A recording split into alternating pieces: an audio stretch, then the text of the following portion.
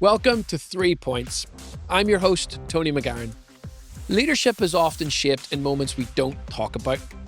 The decisions that stay with you and the lessons that you only learn by doing the work. In this podcast, I speak with leaders from the worlds of sport, business, and beyond to explore 3 defining points that have shaped their approach to thinking, decision-making, and leadership. It's not about having all the answers. It's about learning from experience. If you're passionate about great leadership, then you're in the right place. Today, I'm joined by Lucie. Lucie is a coach, facilitator, and learning designer focused on what genuinely changes behavior. She works in learning research, behavioral science, and also technology. She's actually one of the few VR coaches in the UK and the founder of Coaching Innovators, a global community for coaches. In this episode, Lucie shares her 3 points on the coaching advantage. This is a conversation for leaders who see coaching as a core leadership skill and want to understand how it can shift teams for the better. Because coaching is not just to help you develop your team or to help get results in the longer term or higher performance. It's a skill that will help you influence, negotiate, sell. All of it is listening, leaving the silence, asking questions, open questions, and not talking too much. Thank you so much for joining us on the 3 Points podcast, Lucie. Thank you for having me. It's a pleasure. You're here in Belfast in our studio. I'm really excited to get stuck into your 3 points today around the coaching advantage. But first, tell us a little bit about yourself. Yes, so I am a coach, a facilitator, and a learning designer. And I work with the whole talent cycle. So I work with early careers, high potentials, managers, leaders, which I'm very lucky to do. And I started coaching at the beginning of my career. I didn't know what coaching was at all. I fell into it by accident. I was surrounded by coaches when I started working for a consultancy, and I got hooked. I signed up to a coaching course, and I started in my early 20s. So I was probably the youngest one there. Most people get into coaching if they have a HR background, if they want to change their careers in their 40s, 50s. So I was the odd one out for a long time in that coaching world, but I absolutely loved it. And then since then, that kind of helped me with everything in my career. So facilitation, learning design, everything. And so what really, it's interesting because, yeah, that is how I see coaching, right? And I think with the pandemic and a lot of redundancies, you kind of see a lot of professionals who have had experience in a career, they leave and they start this kind of coaching practice, right? And Yes. coaching for me seems very unregulated. Everyone's out there doing it. I think there's a lot of good practice and then questionable practice. But what made you decide to kind of double down on coaching so early in your career? I mean, there were a couple of things. Because I was working with a lot of coaches, I was just fascinated by the conversations that I had with those people. I'd never been surrounded by coaches before, and I just thought they were really lovely people. I just loved those conversations. So that was one thing. I thought, oh, I wonder if I could do what they're doing. But equally, I was just really curious about coaching and coaching skill. I didn't particularly want to be a life coach or have my own coaching business to begin with. I just thought it'd be a really cool skill to have that would help me in my career. I don't know how I saw that helping my career specifically at the time. I just thought there's something there in So you coaching. just gravitated towards it more Yeah. like, I'm enjoying this, I want to go deeper. Yeah, I just thought there was something there. And if people could have better conversations, because that's what I felt when I was talking to coaches, and there's, I don't know, there's sort of excitement or innovation. It was still relatively new-ish at the time for coaching to be in organizations, for organizations to invest in coaching. So that's what kind of got me to gravitate towards coaching. So I've obviously sort of been picking holes at it already. It's because I have a little bit of a knee-jerk reaction when I hear, oh, I'm a coach. I think, oh, goodness, life coach or someone that, as I said, is really not coaching. They're actually mentoring or advising.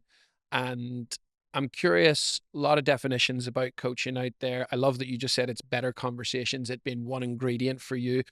How would you define it, or how would you describe coaching to someone who's maybe listening or watching who's like, what is this coaching thing? Is this life coaching? Because actually a lot of my friends would say, oh, are you a life coach? I'm like, Yep. absolutely not. So how would you describe it? Yes. So coaching for me is it's two simple, very simple skills. It's listening and asking curious questions.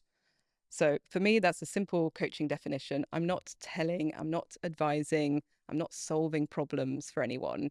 I am listening and asking questions. And those questions are to help people think for themselves, to understand what might be going on for them, to have the space to really think.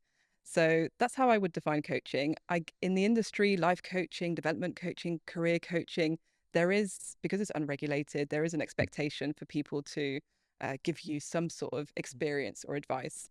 And I don't think that's a bad thing, but there's a place for each. Mm. Um, And you said you've seen a growing trend, and maybe tell us a little bit more about your journey, because you've recently kind of went out and very much you're kind of leading from the front with your career now in building coaching communities and things like.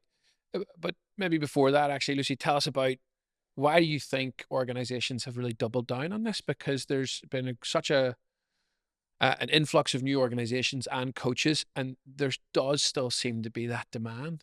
yes, and I think organizations are realizing that coaching is sort of a hack now. So I'm seeing organizations do two things. They get more coaches to help not only their senior leaders, but their high potentials as well, to develop them, to empower them, and to get them ready for the future of work.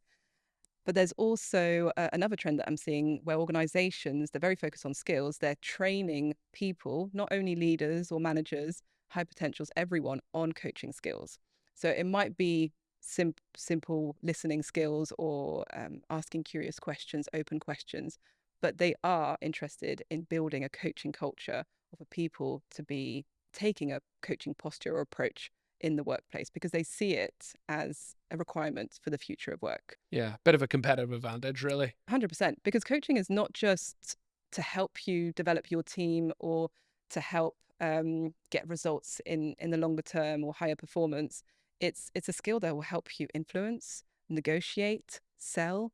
I remember my partner when he did his sales courses, he was telling me techniques on how to sell better, and all of it's coaching. All Mm, of it is listening, leaving the silence, asking questions, open questions, and not talking too much. yeah.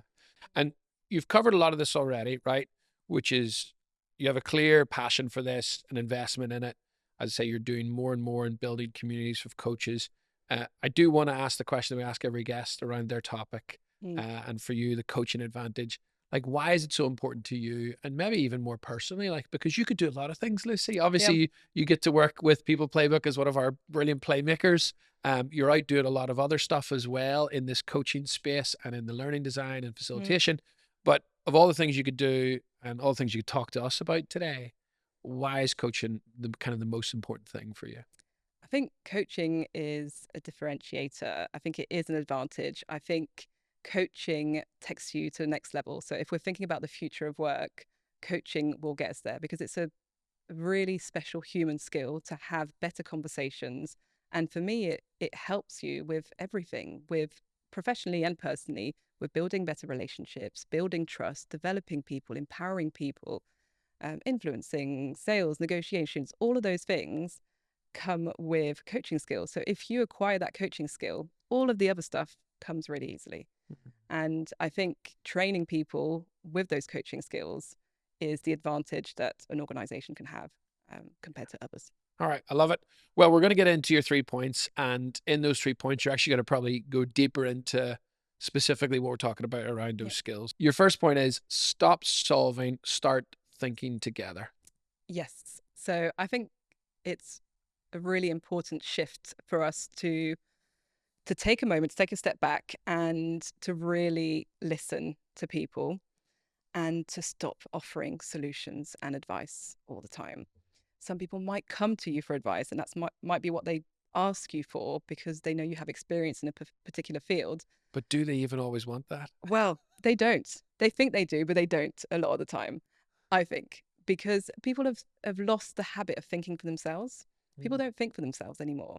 They try and find quick solutions. Where can I find a quick answer? Or you can tell me mm, this or give me advice. And sometimes in certain situations it's helpful, but in the longer term, if you want a sustainable solution for your challenge, then it's probably not the best thing to get advice from someone. So I think we also, when we're we're being asked for advice, I think it's important to think, well, do they need my advice? Will my advice help?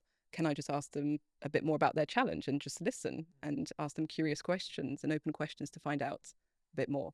So how do you discern? I'm just thinking about all of the experiences I've had, both on the giving and receiving of this kind of quote unquote seeking advice, Mm, right? Someone comes to you and says, Lucy, I'm really struggling with this problem. My manager's being a pain in the butt. I don't know what to do. Like, I'm really, really struggling. mm.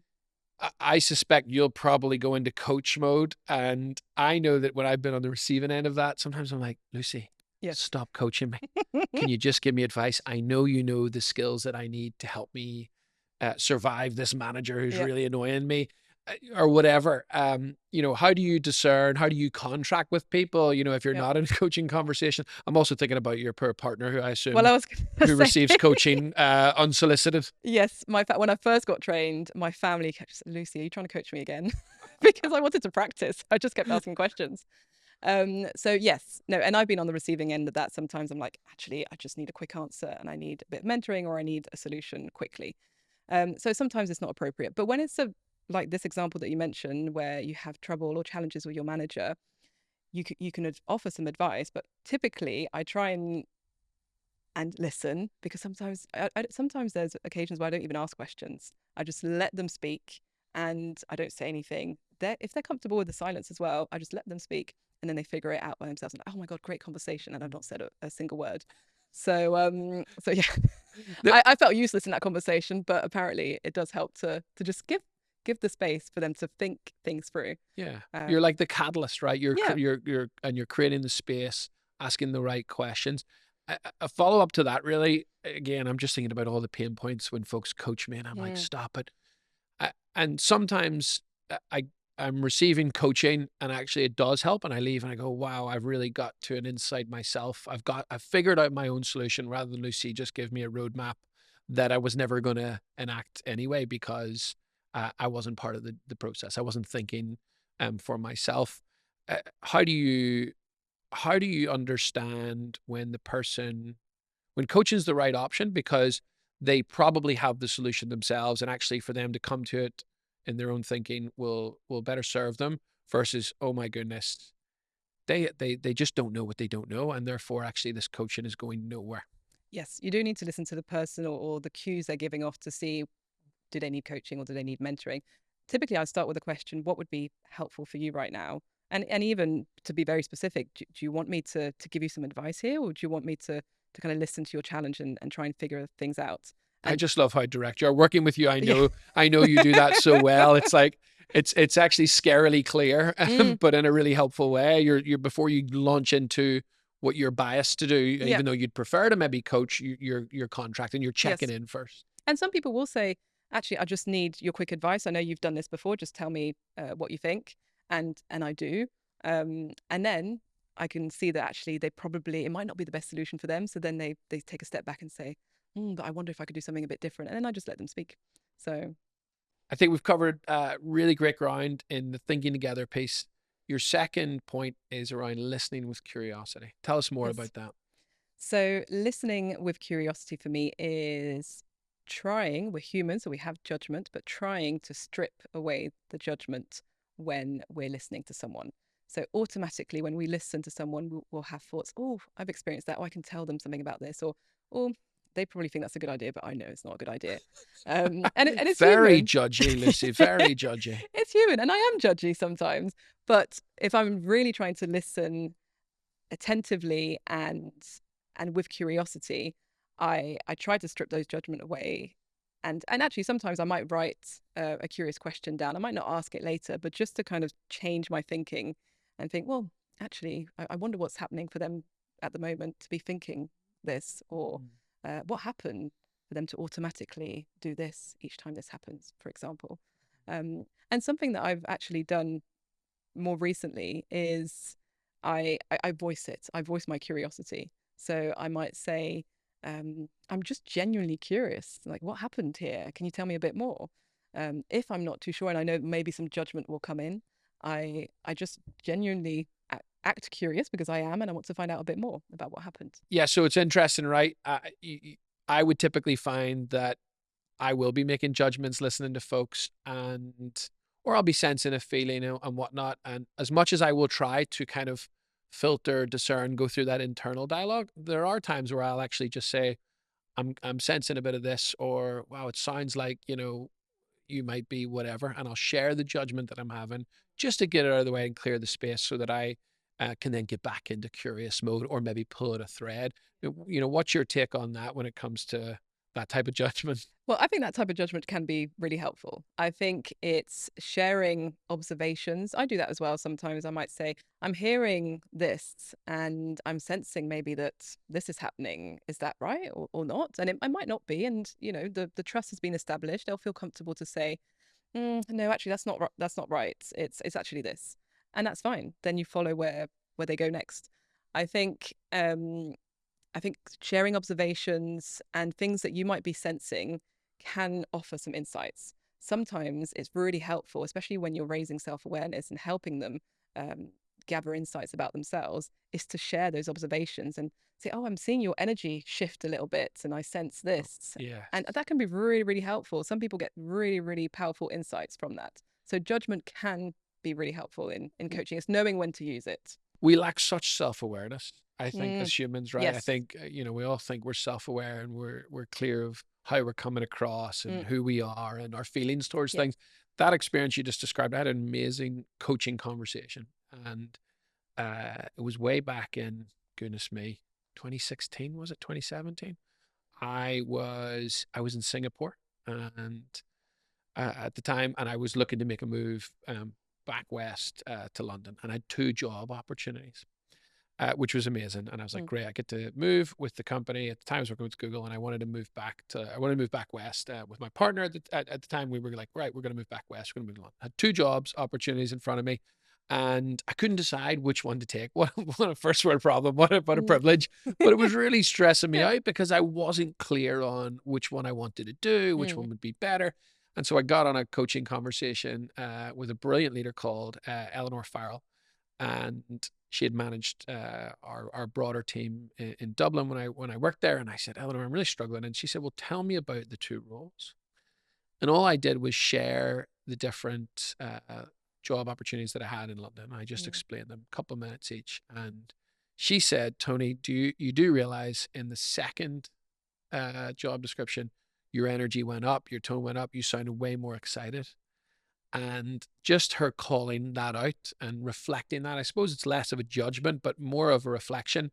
I then got great clarity immediately. It was probably the most effective coaching conversation I've ever Mm. had because she didn't offer any advice. She didn't tell me what to do. She listened and she reflected back where she noticed my energy was. Yeah, and I think that's really powerful. I think that's the beauty of coaching because that means that she's really truly listening. She's not only listening to the words that you're saying, but she's listening to your body language. Are you smiling when you're describing the second role? It was all over the Or phone, would you believe? Isn't that crazy? yes, on top of that, so really hearing your intonation and how you're describing things. So really, really listening and then reflecting back, I think is really powerful. And in fact, I think we need to differentiate the judgment and assumptions. The assumptions that we make sometimes can cloud our judgment and can also affect the Mm. questions that we ask. So we might ask leading questions based on the assumptions that we're making about how they're feeling or what might have caused them to feel a certain way. So sometimes the assumptions, which comes from judgment in some way, will affect our questions. So So what do that's you do? why. What do you do with the assumptions then when you're coaching and you can hear your mind going, I'm jumping to judgment down the path of an assumption. Would you call that out specifically, or would you just internalize it quickly and try and reset? With some people, I have called it out sometimes. Actually, if we have a really comfortable relationship where we're quite open and honest with each other, I might even say, "Oh, there's a few things coming up for me, but I'm just going to park that, and actually, I'm going to ask you a different question." And Mm, I purposely call it out, so I'm forcing myself to put them aside and ask a curious question instead. mm. Otherwise, I note it, and I don't say anything for a while, and I just listen until it passes. For me, that works. I Yeah. wait, I note it, I know it's happening. I'm just going to wait, especially when sometimes you're coaching people where there might be differences in values or there might be some sort of internal conflict that you're not quite recognizing and you have assumptions that pop up and you think, I'm not sure I would do that, or I'm not sure I agree with you.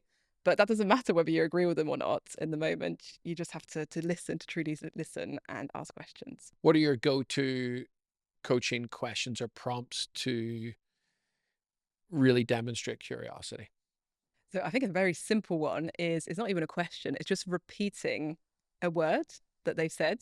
In maybe it's the last word. That's the sales technique actually as well, where they repeat the last word in that sentence, and then that person will carry on sharing because you want to gather a bit more information. One example that comes up a lot in coaching is I'm always doing this, or I never get the chance to do this. If you pick up on that always, never, then it's Very like, good. well, okay, it's not never. It's just sometimes I feel like I don't belong. And I then you love might that. say, belong? You just say that last word. And then, and in a sales conversation, the same thing. You just pick up on that last word, and then that person will open up and share more. It's amazing. It's just as you describe it, I can see how in a conversation, it just opens the door to greater curiosity. And they're going to be more generous, right? They're going to be more, because as you say, people like to talk about themselves. So that's the first thing. And the second thing is we just talked about lack of self-awareness. I often hear it's with friends or family, but it's also in my professional role. You hear, oh, we can't do that. Mm, Can't? yeah, Oh, well, it's not that we can't. exactly. It's that But, we shouldn't. mm, That's a different thing. yes, yes, 100%. And more comes out, and they get to think for themselves, thinking, oh, actually, it's not true that it's never. I can actually do it maybe once or twice. I love So, that. So it's clear to me as we've been having this conversation, as we get ready to enter your third point, is that it's very much relationship focused. And so this third point feels like a nice way to wrap things up, which is coaching is the human edge. yes, everything about coaching is human. I think, like I mentioned, I've had coaching conversations where I've not said anything, or I've maybe said one question and I'm thinking, oh God, not doing my job. I'm not a very good coach. I'm not asking any questions, but I'm just there. I'm present. My presence as a coach and caring and having that intention to listen and to support, what could be more human than that? Yeah, yeah, it's so interesting. I'm just when you described it there, I was like, oh my, Lucy's so right. Mm. And I was thinking about what we've talked about throughout, which is this trend and this growing desire for coaching. Mm. And I assume, from my perspective anyway, that's connected just to the changing world of work, in that people are much more disconnected, craving connection, wanting to feel like they belong, like sort of craving that human aspect. Would you draw parallels like that, or how would you see Yes, that a fitting hundred together? percent. And actually, there's more of a trend at the moment in the coaching industry around mental health coaching and health coaching in general, but mental health coaching to support people with burnout, with boundaries, and loneliness. So we have an epidemic of loneliness. More people are lonely. More people are behind their devices. They don't connect as much as they used to. And coaching is exactly that. It's that connection. It's that presence. It's that listening. It's that human element that nothing else can replace. Well, nothing else can replace? Question mark. As I repeat your last word, I'll stop there. Yes. Well, some people think that AI can replace coaching as well as therapy, for example, as well. But I I think the human qualities in coaching that are the most important are are the human elements, the presence, the care, the intention that cannot be replicated with AI. AI, you can train an AI agent to be ICF, EMCC trained, whatever questions you want them to ask, what ethics you want them to follow, whatever it may be, you can train them to do that and they will do it. And in some cases, some people might argue, well, they'll ask better questions than some actually trained coaches that are very experienced. But it's a robot. It's not real. They might ask you those questions. I want a human. I want a flawed human that might giggle at one point when I said something, or that might notice that actually my energy changed when I started talking about something else, or that I was nodding no but saying yes, or that actually I felt completely different about something that I said. So I think only humans can detect that. Oh my goodness, I can hear all these AI champions and advocates going, well, hang on a second. Mm, Soon we'll have AI that can track, and actually we already have that, right? Tone, intonation, gestures to a degree, right? And I can hear David in particular Mm. from our business who's gone, well, yeah, right now it can't do that, but at some point it will. What would you say to David and others that are saying, yes, right now AI can't do those things, but eventually it will? Well, I mean, they said this already in 2025 that AI coaching will be the most important coaching element in organizations, and that every organization will adopt it because there's the argument of, oh, coaching in the flow of work. It can help, especially early careers, because you want to democratize coaching, you want to give it to everyone, and actually could help them with time management or X, Y, and Z. But the reality of it is that organizations haven't really adopted it. Some of them tried, it failed, nobody liked it, or nobody really used it. Some AI tools do use your voice and can hear your tone. I tested a few tools, and I tested it for coaching and therapy, that sometimes they do both, coaching and therapy, and it doesn't detect very well. It didn't work for me at all. And people still, they use it and they still keep saying how amazing it is and how fascinating it is. It's fascinating the extent it can do, but the reality is that people talk about it in a very positive way, but they don't use it. So I feel like you have to be on the AI train and get enthusiastic about AI, because otherwise you're anti AI, you're anti technology. But in reality, if it's not helping, then it's okay to not do AI coaching. It's okay to do coaching with a human. Well, and it's capitalist, right? AI Mm, scales easier, and yes. it democratizes, it gives everyone access, right? And Mm, so I see the economic value and rationale. Because the other thing, Lucy, I was thinking about earlier, and it's back to this human piece, and we talked about it before we started recording, that if I'm having a coaching conversation, and as you mentioned, it's not telling, it's not giving advice. If I feel like somebody's really struggling, I'm not going to continue to ask them questions. I'm going to know that actually this might be the time where I might say, look, I can tell you're struggling. Would it be okay if I offered a potential idea you might consider? I might lead them. I might throw them a bit of a buoyancy aid, right? A rubber ring to get them out from drowning, because I'm able to interpret cue signals that show me that actually coaching no longer seems appropriate. This person's in need of something else, and I'll pivot into that. What's your take on that as as an expert qualified coach who does this all over the world professionally? I'm curious about what's your view on when as a coach can you intervene and say, hey, let's move away from coaching conversation into something else. yeah, well, and that's a very human element, human to human. You recognize when somebody might need something different, or if somebody's maybe too emotional to carry on the conversation, or when you might need to stop. So I think as a coach, you do have a responsibility to see, to really listen and to see when they might need something different.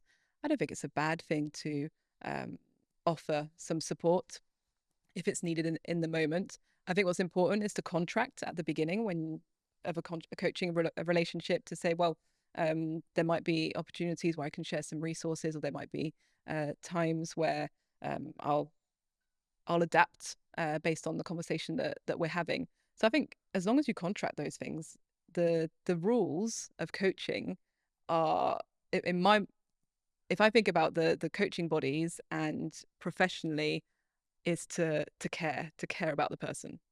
As long as you're not doing this for yourself, you care about the person and the outcomes for the person, then you're doing the right thing. Oh, I love that. Yeah. Very much the human edge in coaching. Yeah. Um, AI doesn't care, They don't. sadly. They don't. Be nice if they did, just a little bit more. Yeah. So look, we're nearing the end of our conversation. So much, we've covered so much, and it's been really insightful for me. I'm curious, before I ask my final question that we ask every guest, I'm curious, what is it you're learning currently or excited to learn that's going to change the way you think about coaching moving forward? Like what's coming up for you right now?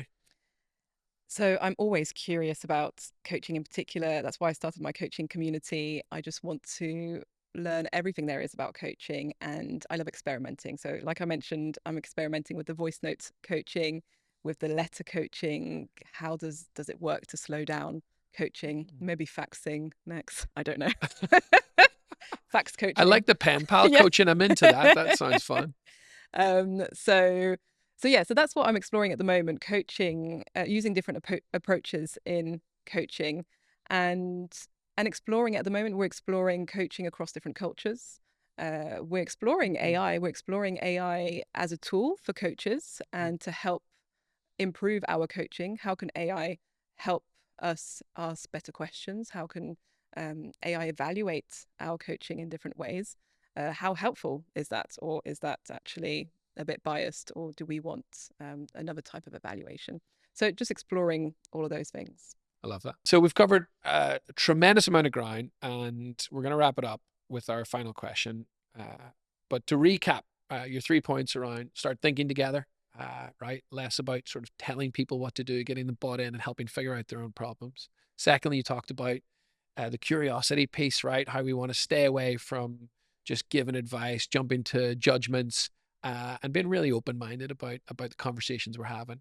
And then thirdly, we talked about the fact that this is a human edge, right? And I love that we're potentially controversially challenging the role of AI in coaching right now, but we're looking at the kind of human aspect of coaching. I'm curious, that works. We're on brand right now. Yeah. How might the world change for the better if we were to adopt all the things that you've shared with us today? Yes, so I think the world would change for the better because we would have better conversations. So we would have better conversations professionally and personally.